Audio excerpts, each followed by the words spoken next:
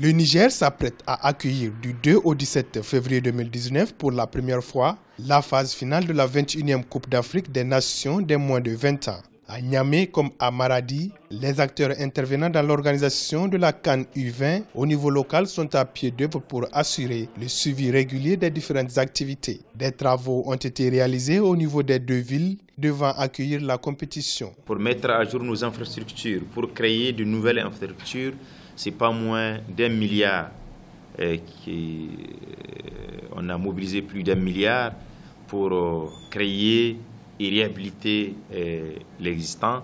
Donc c'est un effort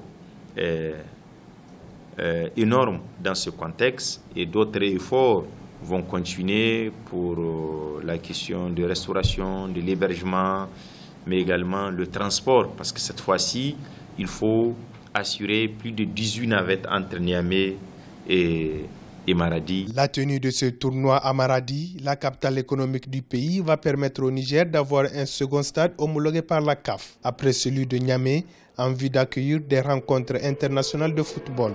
À Maradi, donc, il y a eu la réhabilitation du stade de compétition même, sur le plan donc des vestiaires, de certaines infrastructures qu'il fallait ajouter, notamment les vestiaires des arbitres, les centres antidopage, les salles de soins et l'éclairage qu'il fallait apporter sur le stade de Maradi. 8 équipes africaines s'affronteront au cours de cette phase finale, réparties en 2 groupes. Le groupe A à Niamey comprend le Niger, le Nigeria, l'Afrique du Sud et le Burundi.